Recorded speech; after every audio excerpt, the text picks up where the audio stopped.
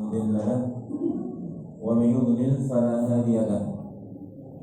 أشهد أن لا إله إلا الله وحده لا شريك له وأشهد أن محمدا عبده ورسوله صلى الله عليه وعلى آله وأصحابه ومن اهتدى بهداه إلى يوم الدين. أما بعد. Jamaah rahimani wa rahimakumullah, tidak bosan kita senantiasa memuji, bersyukur kepada Allah Subhanahu wa ta'ala, Zat yang al-mun'im, Zat yang maha memberikan kenikmatan.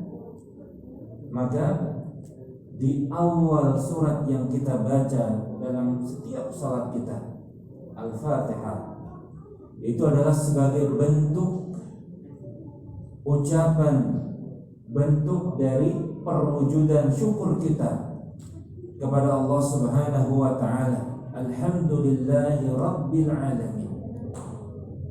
Allah itu disyukuri atau dipuji dengan seluruh pujian dikarenakan kenikmatan yang terus menerus Allah curahkan kepada kita. Pagi, siang, sore, malam berlanjut terus demikian, senantiasa Allah curahkan kepada kita. Maka segala pujian itu hanya untuk Allah. Adapun yang lainnya, dia dipuji sekedar dengan kebaikan yang dia berikan. Gak mungkin kita akan muji pagi, siang, sore, malam terus. Nah, kepada orang yang memberikan kebaikan kepada kita, kita puji sekedarnya. Dia berikan di pagi hari kebaikan kepada kita, kita puji. Nah, Masya Allah, Alhamdulillah, Anda baik orangnya. Siang belum tentu, bisa juga langsung berubah kan. Tadi pagi lo masih baik, kok siang sudah berubah ya? Nah, gak mungkin langsung demikian. Maksudnya langsung terus menerus dipuji. Tetapi Allah Subhanahu wa ta'ala tidak demikian. Zat yang senantiasa kita puji karena Allah adalah Zat yang al-mun'im, Zat yang maha memberikan kenikmatan kepada kita. Jamaah rahimani wa rahimakumullah, di antara bentuk kenikmatan itu, dan ini adalah kenikmatan terbesar setelah kenikmatan Islam, iman, adalah kita bisa duduk belajar ilmu agama Allah Subhanahu wa ta'ala. Ini kenikmatan yang sangat besar. Dalam hadis dikeluarkan Imam Muslim dari hadis Abu Hurairah radhiyallahu ta'ala anhu, Nabi sallallahu alaihi wa alihi wasallam bersabda, "Man istama qaumun fi baitin min buyutillah." Tidaklah suatu kaum itu berkumpul di satu rumah dari rumah-rumah Allah Subhanahu wa ta'ala. Yatluna alaihim kitab Allah, dibacakan kepada mereka ayat Al-Qur'an, wa yatadarasuunahum bainahum, saling mempelajari di antara mereka, illa nazalat alaihim sakinah, kecuali pasti akan turun ketenangan. Ketenangan itu letaknya di dalam jiwa, dalam hati kita. Turun ketenangan, nikmat, bisa belajar, bisa mengerti ilmu agama yang benar, bisa tahu bagaimana cara wudu yang benar, cara ibadah yang benar, cara salat yang benar, cara menghadapi berbagai macam bentuk problematika. Lihatlah Allah Subhanahu wa ta'ala, demikianlah kehidupan. Tatkala Allah Subhanahu wa ta'ala memberikan berbagai macam bentuk kenikmatan kepada kita, memberikan kesempatan kepada kita agar kita memasuki pintu syukur kepada Allah Subhanahu wa ta'ala. Bersyukur kepadanya. Ketika ujian, cobaan, musibah terus datang silih berganti, yang sebelumnya kita masuk pintu syukur, kita dikenalkan oleh Allah Subhanahu wa ta'ala, didorong oleh Allah Subhanahu wa ta'ala, dan kita memasuki pintu sabar. Semua kebaikan, semuanya adalah kebaikan. Dan ini hanya bisa kita dapatkan tatkala kita memahami hakikat kehidupan ini dengan talabul ilmi, dengan belajar. Wa ghasyiyatuhumur rahmah, kata Nabi alaihi salatu wasallam, dan mereka akan senantiasa dilingkupi oleh rahmat. Wa hafathumul malaikah, dan malaikat akan menaunginya. dinaungi oleh rahmat. Malaikat akan menaunginya. Wa dzakarahumullahu fi man 'indah, dan nama-nama mereka akan senantiasa disebutkan oleh Allah Subhanahu wa taala di hadapan penduduk langit. Di malam hari ini insyaallah kita akan memulai untuk belajar fikih. Namanya fikih. Fikih itu apa sih? Fikih itu secara bahasa artinya adalah al-fahmu. Fikih secara bahasa itu artinya adalah mengerti, paham. Itu fikih. Nah, makanya di antara doa Nabiullah Musa alaihissalam ketika diperintahkan oleh Allah Subhanahu wa taala untuk berdakwah kepada Fir'aun, di antara doanya adalah Rabbi shrah li sadri wa yassir li amri wahlul 'uqdatam min lisani yafqahu ini faqiha yafqahu fikih yafqahu qawli, agar mereka itu memahami dan mengerti apa yang aku sampaikan. Fikih secara bahasa itu maknanya adalah al-fahmu, mengerti dan paham. Secara istilah, fikih itu adalah al-ilmu bi ahkami syar'iyyati al-amaliyati al-muktasabati minal adillati at-tafsiliyati. Fikih secara istilah, secara syariat itu adalah ilmu tentang hukum-hukum syariat. Fikih itu adalah ilmu tentang hukum-hukum syariat yang disarikan,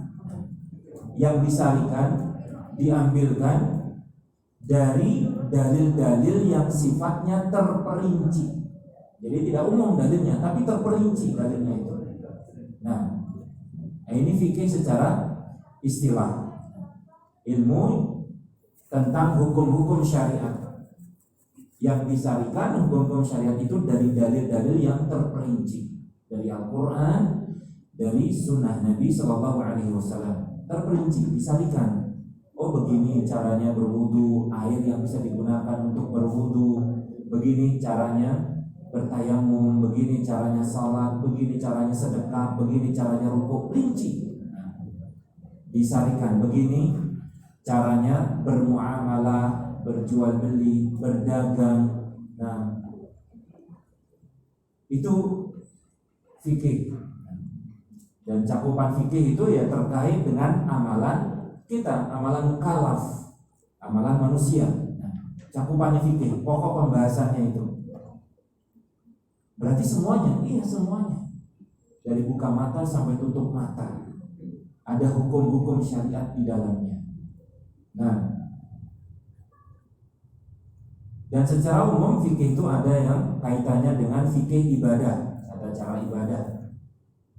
Nah, ada kaitannya atau yang kedua ada fikih yang kaitannya dengan al-muamalah, fikih muamalah, berinteraksi sesama makhluk sosial bagaimana. Nah, kalau bertetangga misalnya temboknya itu satu tapi dipakai untuk dua rumah, ini bagaimana hukumnya? Baik, kalau tetangganya meletakkan tanaman di tembok bersama, bagaimana hukumnya? Ini dipelajari terkait dengan muamalah, jual beli misalnya. Nah, seseorang yang memesan barang, dia belum punya barang, bagaimana hukumnya? Baik, jual beli, ada jual beli yang terlarang, ada jual beli yang diperbolehkan syarat-syaratnya, kemudian juga sewa menyewa, kemudian juga terkait perseroan, kerjasama, seluruh akad-akad muamalah. Ada juga fikih yang terkait dengan al-hudud, terkait dengan hukum pidana. Hukum pidana. Orang kalau mencuri bagaimana, orang kalau mengambil hak orang lain bagaimana, misalnya dipelajari semua. Dan yang seterusnya.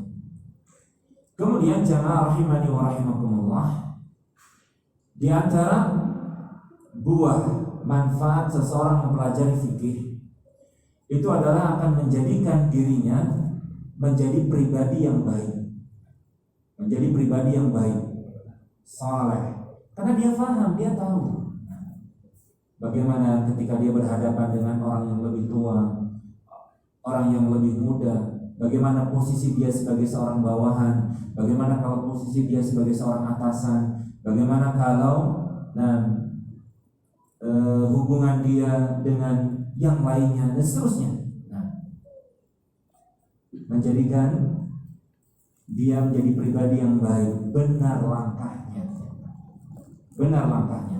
Kalau dia menjadi seorang pribadi yang baik, benar langkahnya, ini akan memberikan pengaruh kepada mujtama', kepada masyarakat. Kalau pribadi-pribadi ini sudah baik, maka masyarakat pun akan baik. Perselisihan, percekcokan bisa diselesaikan. Bahkan sebelumnya bisa dicegah dengan fikih supaya tidak timbul perselisihan dalam jual beli. Barangnya harus jelas, deskripsinya harus jelas misalnya. Pembayarannya harus jelas. Itu diantaranya untuk menutup pintu adanya perselisihan. Tidak boleh ada gharar, tidak boleh ada jahalah. Contohnya, kalau masyarakatnya baik, maka tentu negara pun juga akan menjadi baik. Ibadah akan diterima di sisi Allah Subhanahu wa ta'ala dengan fikih itu tadi. Jamaah rahimani wa rahimakumullah, insyaallah ta'ala kita akan mulai dari bab tentang hukum bersuci dan hukum terkait dengan air. Karena ini kaitannya nanti dengan sholat. Kita ambil dari kitab Ringkasan Fikih Al-Mulakhas Al-Fikhi Al-Alama Al-Fawzan Hafizallahu ta'ala wa ra'ah. Qala Hafizallahu ta'ala, inna salata hiya ar-ruknu tsani min arkanil islami ba'da syahadatain. Salat itu adalah rukun Islam yang kedua. Kita harus pahami, seorang muslim harus tahu, harus di luar kepala. Rukun Islam itu ada 5. Harus tahu ya, jangan sampai dijawab 2 atau dijawab 6. Dan salat itu adalah rukun Islam yang kedua setelah 2 kalimat syahadat. Wahia al-fariqatu bainal muslimi wal kafiri. Dan salat itu adalah perkara yang membedakan antara seorang muslim dan kafir, non muslim. Itu dengan salat. Ngakunya Islam kok nggak sholat? Ya dipertanyakan. Dipertanyakan, benar nggak muslim? Karena sholat itu pembeda. Ini menunjukkan pentingnya sholat. Tidak ada ibadah yang langsung diwahyukan oleh Allah Subhanahu wa ta'ala tanpa melalui Jibril kecuali sholat.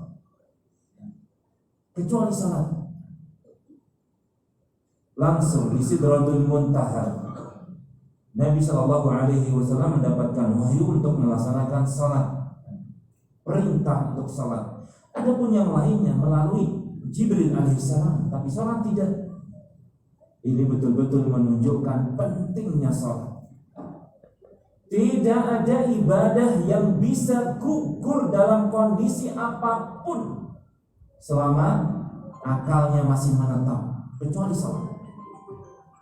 Dalam kondisi nggak bisa bersuci, dalam kondisi tidak punya baju sama sekali, dalam kondisi apapun, tidak gugur kewajibannya selama akalnya masih waras, selama akalnya masih normal, nggak gugur sholat itu. Ini menunjukkan pentingnya ibadah sholat, nggak gugur. Misalnya sakit, diinfus, semuanya masuk. Selama dia masih sadar, wajib untuk sholat. Kalau ditinggalkan, berdosa. Itu menunjukkan pentingnya sholat. Lo nggak bisa, ini gerakannya bagaimana? Semampunya, dengan kedipan mata bisa. Kedipan mata pertama, takbiratul ihram. Kedipan mata kedua, misalnya Dia kan membacakan bisa dalam hati, kemudian rukuk dan seterusnya. Ini menunjukkan pentingnya salat. Nah, wahya amudul islami, dan salat itu adalah pilarnya Islam, tiangnya Islam. Wa awwalu ma yuhasabu anhu al-'abdu, dan salat itu adalah perkara pertama yang nanti akan dihisab oleh Allah pada diri seorang hamba, salatnya. Nah, perkara pertama yang akan dilihat, yang akan diteliti oleh Allah Subhanahu wa taala itu adalah salat. Sebelum yang lainnya, salat. Baik. Fa in sahhat wa qubila sa'iru amalihi. Kalau salatnya sah dan diterima oleh Allah Subhanahu wa taala, maka seluruh amalannya akan diterima. Wa in rudda sa'iru amalihi. Kalau salatnya tertolak, enggak sah salatnya, nah, maka akan tertolak seluruh amalannya. Ya subhanallah, salat pentingnya. Semangat sedekah misalnya, tapi salatnya enggak benar, ya tidak bermanfaat. Ada manfaatnya, tapi ya dari kecil. Salat yang paling utama. Waqad dzakara atau waqad dzukirat as-salatu fi mawatin katsiratin min al-Qur'anil Karim ala sifatin mutanawwi'atin. Dan salat itu disebutkan di beberapa tempat yang sangat banyak di dalam Al-Qur'anul Karim. Dalam ayat Al-Qur'an disebutkan sekian banyak penyebutan kata salat ala sifatin mutanawwi'atin, datang dalam bentuk yang beraneka ragam penyebutannya terkait dengan salat. Fataratan ya'murullahu biiqamatiha, terkadang Allah menyebutkan salat dalam rangka untuk memerintahkan hamba itu mengerjakan salat. Terkadang Allah menyebutkan salat itu dalam rangka agar seorang muslim itu mengerjakan salat. Wa aqimus sholata wa atuz zakata, dan tegakkanlah salat, tunaikanlah zakat. Allah sebutkan kata salat, tapi dalam rangka agar manusia itu mengerjakan salat. Wa taratan yubayyinu maziyataha, dan terkadang Allah menyebutkan tentang keistimewaan salat. Keistimewaan salat Allah sebutkan. Keistimewaan salat. Wa taratan yubayyinu thawabaha, terkadang juga Allah sebutkan salat dalam rangka menyebutkan balasan yang akan diterima oleh orang-orang yang mengerjakan salat, ganjaran, pahala. Wa taratan yaqrinuha ma'as sabri wa ya'muru bil isti'anati bihima 'anis syada'id. Dan terkadang Allah Subhanahu wa taala menggandengkan salat itu dengan kesabaran dan memerintahkan agar manusia itu menggunakan salat dan sabar untuk memohon pertolongan kepada Allah tatkala dalam keadaan sulit.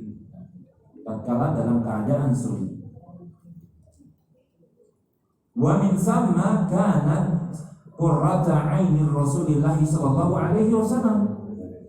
Oleh karena itu salat itu adalah penyejuk mata dari Rasulullah. Ini jamaah rahimani wa rahimakumullah. Salat itu bukan beban.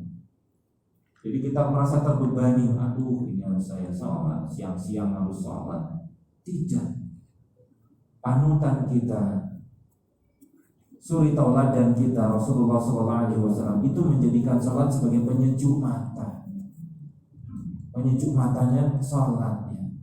Kalau kita kan rekreasi ya, biasanya kalau melihat pemandangan yang indah, tenang gitu, senang. Rasulullah tidak. Beliau jadikan salat sebagai qurrata ain, penyejuk mata. Penyejuk mata. Apalagi kalau sudah terkena basuhan air wudu, subhanallah, dingin. Jiwa yang asalnya panas menjadi dingin. Nah, kemudian melaksanakan salat. Wa min thamma kanat qurrata aini Rasul sallallahu alaihi wasallam min hadhihi dunya. Penyejuk mata Rasulullah di dunia ini salat. Bukan beban. Jadi kalau salat masih menjadi beban bagi kita, kita koreksi kembali. Jangan menjadi beban salat itu. Fahiya hilyatun nabiyyina. Salat juga itu sebagai perhiasan para nabi. Salat. Wa syi'arus salihin. Dan salat itu adalah semboyan, ya, syiarnya orang-orang saleh. Wa hiya silatun bainal 'abdi wa baina rabbil 'alamin. Salat itu adalah hubungan, penghubung antara seorang hamba dengan Allah Subhanahu wa ta'ala. Masing-masing kita berhubungan dengan Allah Subhanahu wa ta'ala di dalam salat. Di dalam salat. Baik. Wa hiya tanha 'anil fahsya'i wal munkar. Dan salat itu mencegah dari perbuatan keji juga perbuatan munkar. Ini menunjukkan tingginya, agungnya kedudukan salat. Walamma kanat hadhihi salatu la tasihhu illa bi taharatil musalli min al-hadathi wan najasi. Dikarenakan pentingnya salat ini, maka salat itu tidak akan sah kecuali dengan sucinya orang yang salat. Sucinya musalli, orang yang salat, dari hadas dan dari najis. Hasabal qudrati ala dzalika, sesuai dengan kemampuannya. Sesuai dengan kemampuannya. Jadi salat itu tidak akan sah, tidak akan diterima oleh Allah Subhanahu wa ta'ala kalau orang yang salat tidak suci. Nabi sallallahu alaihi wasallam bersabda, la yaqbalullahu salata ahadikum idza ahdatha hatta yatawadda'a. Allah tidak akan menerima salat salah seorang dari kalian sampai dia berwudu, sampai dia bersuci. Nah, wa kanat madatu tatahhuri hiya al-ma'u aw ma yaqumu maqamahu min at-tayammumi 'inda 'adamil ma'i. Dan sesuatu yang bisa digunakan untuk bersuci itu adalah air. Hukum asalnya dengan menggunakan air. Atau sesuatu yang memiliki kedudukan seperti kedudukannya air yang bisa digunakan untuk bersuci ketika tayammum saat tidak ada air, yaitu dengan debu. Dengan debu. Saral fuqaha'u rahimahumullahu yabda'una bi kitabit taharah. Karena pentingnya salat dan salat itu didahului dengan bersuci, maka seluruh para ulama itu akan memulai pembahasan di dalam kitab fikih mereka itu pasti dengan kitabut taharah, kitab bersuci, bab bersuci.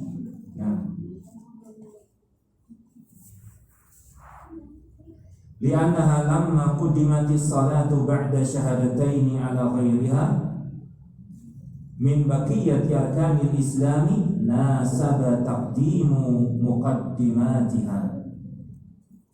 Dikarenakan tatkala salat itu didahulukan, dikedepankan dalam rukun Islam setelah dua kalimat syahadat di atas yang lainnya, salat, di atas zakat, di atas puasa di bulan Ramadan, di atas haji ke Baitullah, salat didahulukan setelah dua kalimat syahadat. Karena memang seseorang itu dikatakan masuk Islam ya dengan dua kalimat syahadat. Dengan dua kalimat syahadat. Maka rukun yang paling pentingnya tentu dua kalimat syahadat. Setelahnya baru salat. Karena salat ini didahulukan dari rukun-rukun yang lain dari rukun Islam setelah dua kalimat syahadat, maka sudah sangat sesuai manakala kemudian dikedepankan pendahulu-pendahulu dari salat, muqaddimah salat. Wa minha at-taharatu, dan di antara pendahulu salat itu adalah at-taharah. Pendahulu salat itu dinamakan dengan syarat salat, ya kan? Nah, pendahulu salat itu dinamakan dengan syarat salat. Syarat salat itu banyak. Nah, ada syarat yang sifatnya umum. Maksudnya seluruh ibadah harus memenuhi syarat ini. 3 syarat. Pertama, Islam. Jadi tidak sah kalau ibadah itu dilakukan oleh orang kafir. Ya nggak sah. Orang misionaris misalnya dia sholat, nggak sah. Walaupun bacaannya fasih, walaupun gerakannya tepat, nggak sah. Kenapa? Karena dia kafir. Kekafiran itu menghalangi diterimanya sebuah amalan. Kemudian syarat yang kedua adalah balik. Kemudian syarat yang ketiga adalah akil, berakal. Ini semuanya harus demikian. 3 syarat sifatnya umum. Sementara dalam sholat ada syarat khususnya. Di antaranya taharah, bersuci. Di antaranya adalah istiqbal, di antaranya adalah satrul aurah, menutup aurat. Nah, di antaranya juga adalah istiqbalul kiblah, menghadap kiblat. Di antaranya juga adalah dukhulul waqti, masuk waktu sholat. Nah, di antaranya juga adalah niat. Itu muqaddimah, pendahulu sholat. Harus dipenuhi dulu sebelum kita sholat. Itu syarat-syarat sholat. Nah, menghilangkan najis dari badan, dari pakaian, dari tempat sholat, harus dipenuhi dulu. Kalau itu tidak dipenuhi, ya sholatnya tidak akan sah. Baik. Nah, di antara syarat sholat atau pendahulu sholat itu adalah taharah, bersuci. Fahiya miftahu salati, dan bersuci atau taharah itu adalah pembuka sholat, pembukanya sholat. Nah, kunci atau ya pembukanya sholat itu taharah. Sebagaimana dalam hadis Ali bin Abi Thalib radhiyallahu taala anhu, Nabi sallallahu alaihi wasallam bersabda, "Miftahu salati at-tuhur." Pembuka salat itu adalah bersuci. Wa dzalika li anna al-hadatha yamna'u as-salata fa hiya kal-kufri yud'u 'alal muhdathi. Hal itu bisa terjadi dikarenakan hadas itu ya sifat yang menempel pada seorang, itu yang menghalangi sholat, itu namanya hadas. Jadi kalau orang itu ada sifat hadas pada dirinya, terhalangi dia dari melaksanakan sholat.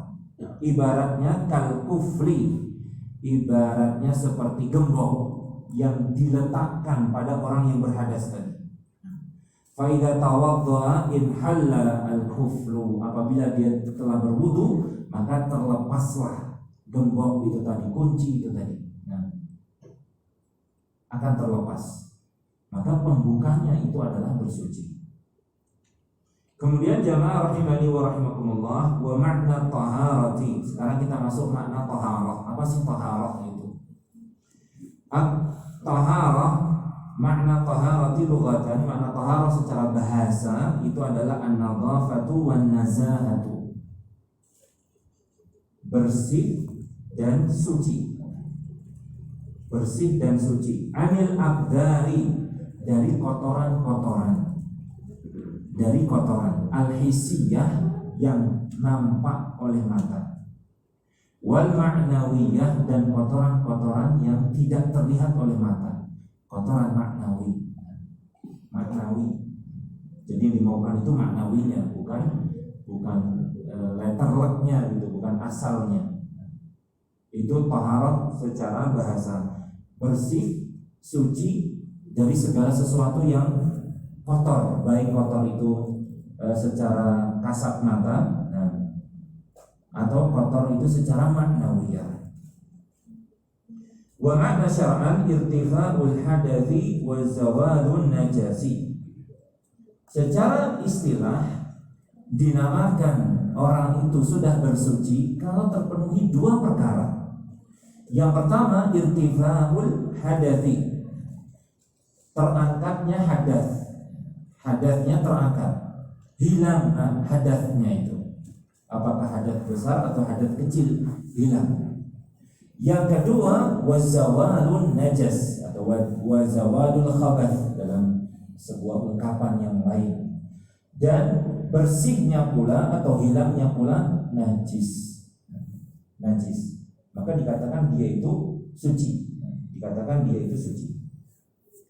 Jamaah rahimani wa rahimakumullah. Karena mungkin saja seseorang itu hadatsnya sudah terangkat. Misalnya dia berwudu, ya kan? Berwudu. Suci kan? Dari satu sisi. Ternyata dia terkena cipratan air kencing. Tangannya ini tiba-tiba anaknya kencing misalnya. Habis wudu diminta tolong untuk gendong sebentar, tiba-tiba pipis. Kan terkena air kencing itu tidak membatalkan wudu, kan benar kan? Terkena air kencing itu tidak membatalkan wudu. Tapi dia itu kalau sholat gak sah sholatnya, karena belum suci. Suci harus terpenuhi dua perkara itu. Yang pertama adalah hadasnya terangkat, yang kedua tidak ada najis pada dirinya. Baik. Qala hamidallahu ta'ala wa irtifa'ul hadathi yahsulu bisti'malil ma'i ma'an niyyati fi jami'il badan in kana hadathan akbar. Terangkatnya hadas itu bisa terwujud, bisa dilakukan dengan menggunakan air yang disertai dengan niat, yang kemudian air itu mengguyur seluruh badan. Apabila hadasnya itu hadas besar.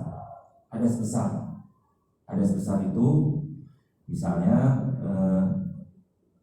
khurujul mani, keluarnya air mani. Itu berarti dia hadas besar, mimpi basah atau berhubungan suami istri misalnya. Yang kedua, haid atau nifas bagi seorang wanita, itu hadas besar. Itu dia bisa suci dengan mengalirkan seluruh air pada seluruh badannya. Jadi seluruh badannya harus terkena air, disertai dengan niat. Jadi kalau sekedar mandi jebar-jebur tapi nggak ada niat, ya belum suci. Harus diiringi dengan niat dalam hati, bahwasanya mandinya itu untuk mengangkat hadas besar. Itu untuk membedakan dengan mandi biasa kita ini. Kalau mandi biasa kita kan nggak perlu niat, mandi pagi, mandi sore kan, supaya badan segar, supaya nggak bau, kan demikian. Tapi kalau mandi ibadah itu harus ada niat, Au fil a'dha'il arba'ati in kana hadatsan asghar. Dan menghilangkan atau mengangkat hadas itu menggunakan air yang air itu mengenai 4 anggota wudu apabila jenis hadasnya adalah hadas kecil. Buang air kecil, buang air besar, kentut misalnya. Kemudian tidur dengan nyenyak, makan daging onta, itu hadasnya hadas kecil. Itu cukup dengan berwudu. Nggak perlu mandi janabah, tapi cukup dengan berwudu. Ya, 4 anggota wudunya harus kena air.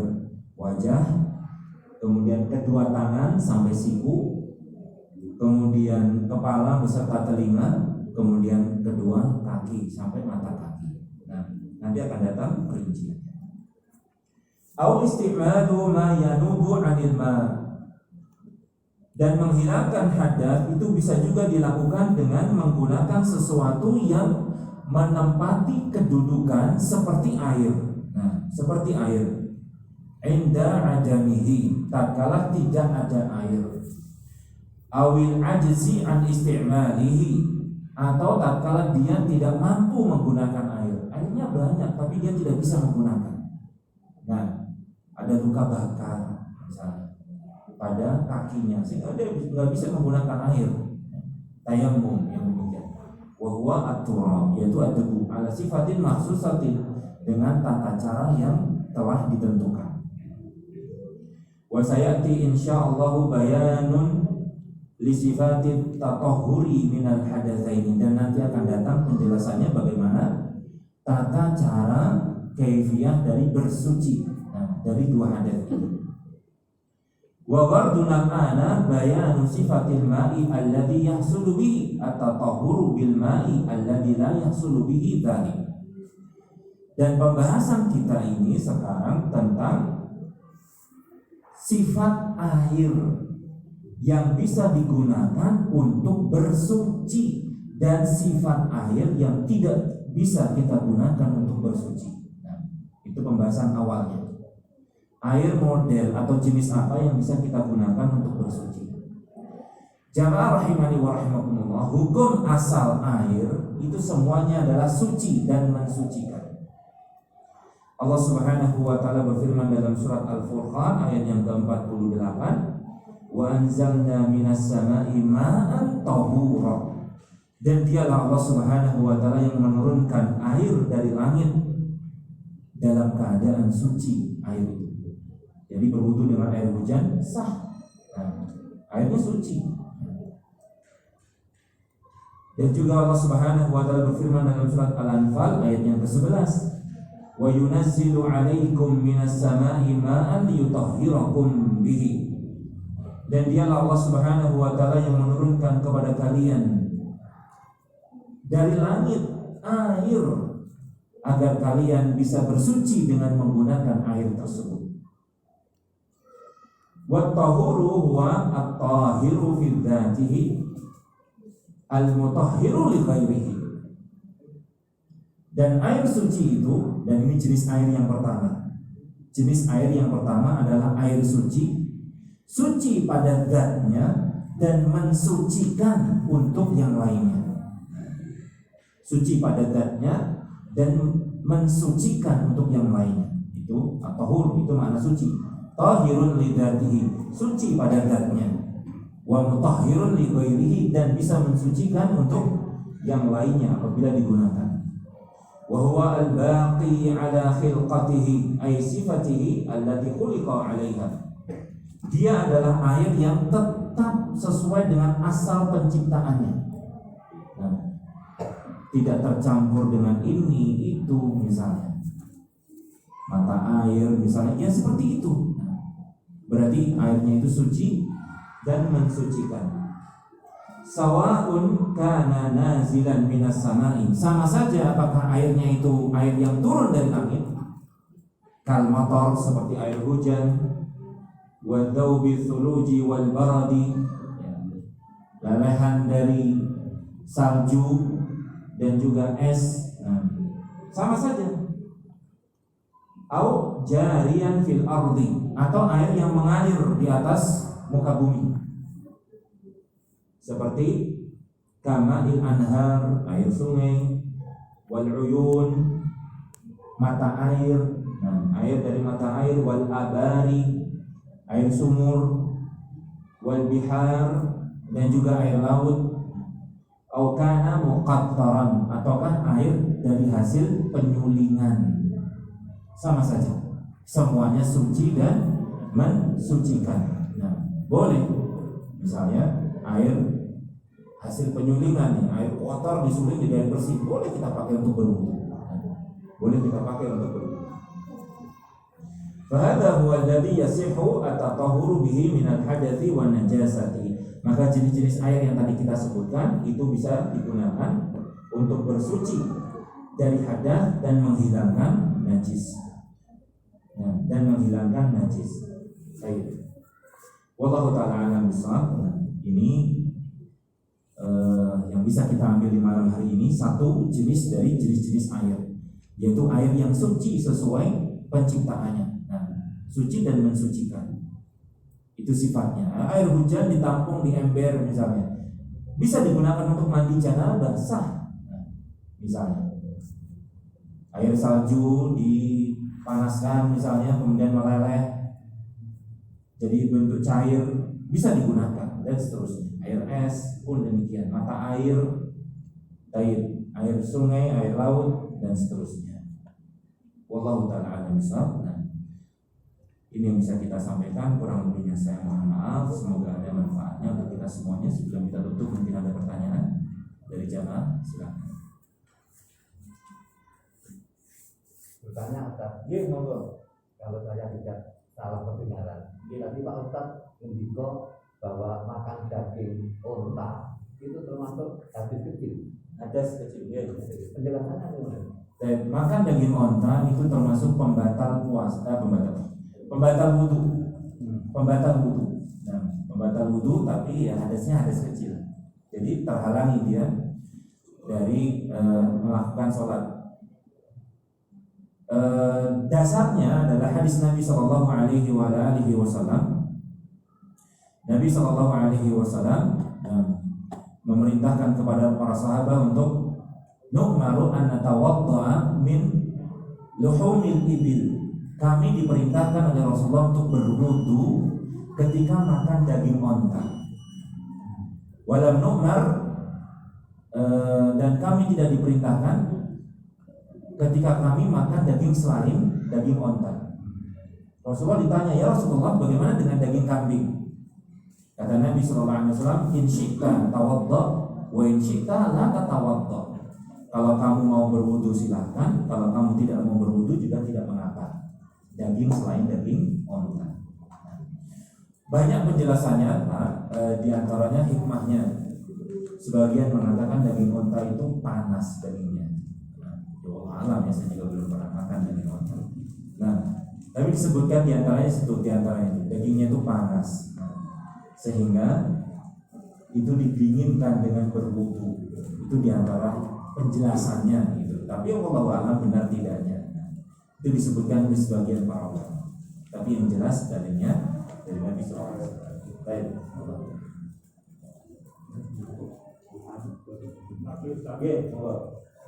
Kalau tadi Ustaz menyampaikan bahwa setelah wudhu ya itu salah satu hal yang najis ya. Itu apakah wudhunya gugur? Tapi hanya disampaikan kena kencing anak ya.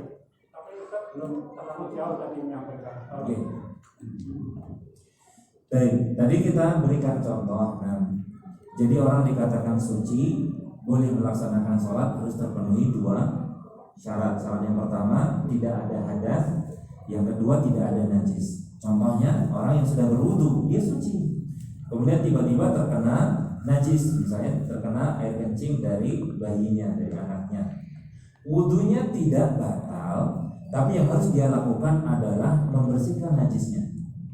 Membersihkan najisnya. Misalnya kena badan, kena baju misalnya, bajunya diganti, kemudian badannya dibilas dengan air.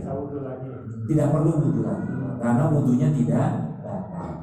Wudunya tidak batal. Itu maknanya. Baik.